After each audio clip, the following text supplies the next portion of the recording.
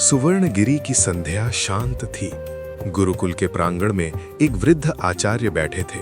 केश श्वेत, देह दुर्बल, पर दृष्टि अब भी अग्नि सी तीक्ष्ण।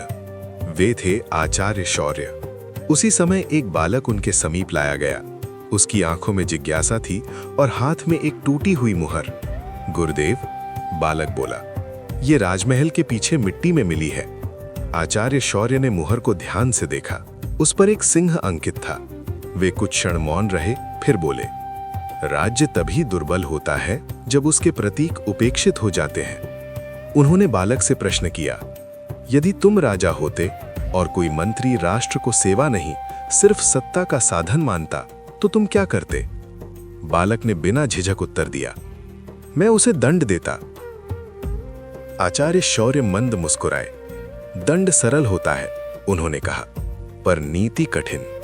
फिर उन्होंने आदेश दिया, कल सभा में ये मुहर लौटाना और कहना कि ये मिट्टी में पड़ी मिली। अगली सुबह सभा भरी हुई थी।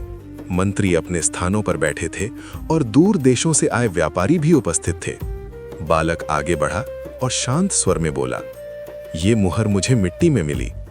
क्षण भर के लिए पूरा सभागृह स्तब्ध हो गया। एक मंत्री का मुख पीला पड़ गया। वो समझ गया कि ये वही मुहर थी जो गुप्त सौदे के समय उसके हाथ से गिर गई थी। राजा ने कुछ नहीं कहा। आचार्य शौर्य भी मौन रहे, पर विदेशी व्यापारी ये भली भांति समझ गए कि ये राज्य सोया हुआ नहीं है। सभा समाप्त होने के बाद आचार्य शौर्य ने बालक से कहा, स्मरण रखना, राष्ट्र तलवार से नहीं, दृष्टि से सुरक्षित रहता है। जब शत्रु को लगे कि तुम नहीं देख रहे, तभी सबसे अधिक देखना चाहिए। बालक ने उनके चरण स्पर्श किए। कुछ समय बाद आचार्य शौर्य सुवर्णगिरी से चले गए। वे कहाँ गए, किसी को ज्ञात नहीं, पर वर्षों बाद वही बालक नीति निर्माता बना और उसने कभी राज्य की मुहर मिट्टी में गिरने नहीं दी।